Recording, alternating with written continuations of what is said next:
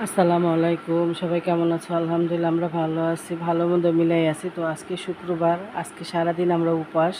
কারণ কি সকালে তোমাদের ভাই অফিসে চলে গেছে, ভাবছি একটু পরে উঠে নাস্তা টাস্তা বানাবো। তো এখন ঘুম থেকে উঠে নিয়ে ডাকতেছে আম্মু চুলা জ্বলে না। তো ভাবলাম কি হয়তো কাঠ শেষ, আমাদের তো মিটার কাঠ সিস্টেম গ্যাস।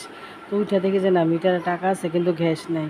তো আজকে কয়েকদিন যাবো তো অনেক গ্যাসে ডিস্টার্ব করতেছে। তো ভাবছি একটু পর আসবো, একটু পর আসবো, আসে আর একটু পর আসেও নেই।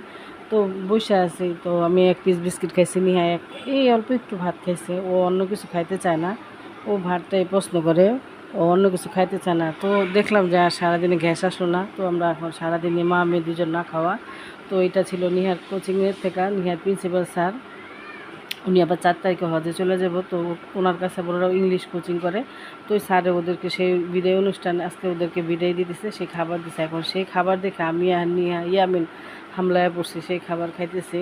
তো তোমাদের ভাইও অফিস থেকে আসতে তো বলতেছে তো সারাদিন গ্যাস ছিল না, কিছু আইনা খাইতা কিনা।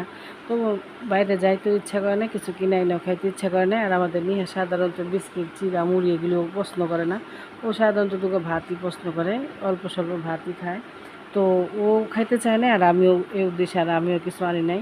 তো এই জন্য বসেছি তাড়াহুড়া করে রান্না, যে ভাতটা আগেই কিন্তু আমি ভাত টিকা দিছি, ডাল ভুনা হওয়ার আগে আমার ভাত হয়ে গেছে, যে রান্না করে ভাত খাবো। তো এর ভিতরে ওইটা খাইছি, বিরিয়ানিটা খাওয়ার পর একটু খিদাটা কম, একটু আল্লাপাক পেটের খিদাটা কম কম করছে, পেটটা একটু ভরছে।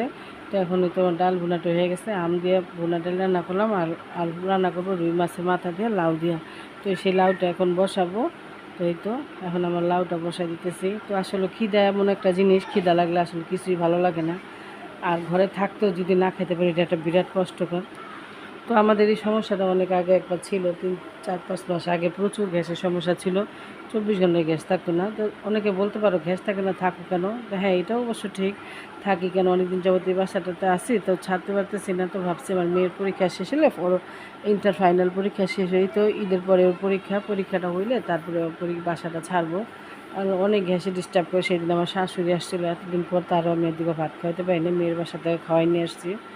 তো যাক, কী আর করার। তো তোমাদের ভাইও, সেও এক সে তারও দুইবার মুখে দিয়ে দিছি বিরিয়ানিটা। তো তারে এখন কিছু দিতে হইব। তো সে তো নিহা সেদিন ওর আব্বুর জন্য চিপস আনছে, তো ভাবলাম সেই চিপসটা ভেজা দেয়। হরিংয়ের মতো চিপসটা অবশ্য খুব সুন্দর লাগছে আমার কাছে, ভাজার পরে এত সুন্দর লাগছে সাদা। তো যে গ্যাস ছিল না, প্রথমবার একটা ভালোই ছিল, পরের বার একটা কেমন গ্যাস ছিল না, আমি আবার বসাই দিয়া ঘরে আসছি, কথা কইতেছে। তো একটু বেশি ভাজা হয়ে গেছে গা। তো যাক, গ্যাস না থাকলে আর কী করার, খাইতে তো হয়, ভালো মন্দ মিলায়। তো এই তো আজকের ভিডিওটা তেমন কিছু করতে পারলাম না, সারাটা দিন গেল বেকার বেকার, কোনো কিছু করতে পারি না, কাজ টাজ কিছু রান্না বান্না না থাকলে কী কাজ করা যায় বলো? তো এই যে না খাইয়া বসেছিলাম, টিভি দেখলাম, মোবাইল দেখলাম। তো কাজকর্ম আজকে তেমন কিছু শেয়ার করতে পারলাম না, তো যতটুকু পারলাম তোমাদের সাথে শেয়ার করলাম। তো তোমরা ভিডিওটা দেখবা, লাইক কমেন্ট শেয়ার করবা, আর তোমাদের ভালো লাগাটা জানাবা। তো আমার ভিডিওতে কোনো ভুল ত্রুটি হলে ক্ষমাসুচির দৃষ্টিতে দেখবা। এই তো দেখো, চিপসগুলো কিন্তু খুব সুন্দর লাগতেছে, ওইটা ঘোরা।